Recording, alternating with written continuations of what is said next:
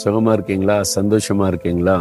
கொஞ்சம் சந்தோஷம் எல்லாம் பாதிக்கப்பட்டு போச்சு, சமாதானம் எல்லாம் பாதிக்கப்பட்டு போச்சு அப்படின்னு நினைக்கிறீங்களா? இன்னைக்கு ஆண்டவர் உங்ககிட்ட ஒரு முக்கியமான காரியம் சொல்ல விரும்புகிறார்.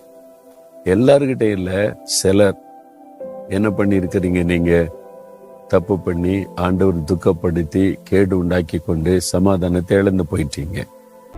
நீ உனக்கு கேடு உண்டாக்கி கொண்டாய், ஆனாலும் என்னிடத்தில் உனக்கு சகாயம் உண்டு. நான் உனக்கு சொல்லியிருக்கிறேன், இது வேண்டாம் அது வேண்டாம், இப்படிதான் நடக்கணும். நீ இந்த உலக மக்களை பார்த்துட்டு அவங்க எப்படி இருக்காங்க, இவங்க எப்படி இருக்காங்க, இதெல்லாம் தப்பா அதெல்லாம் தப்பா, ஏன் அதை செஞ்சா என்ன அப்படிலாம் நீ போய் உனக்கு நீயே கேடு உண்டாக்கி கொண்டாய்.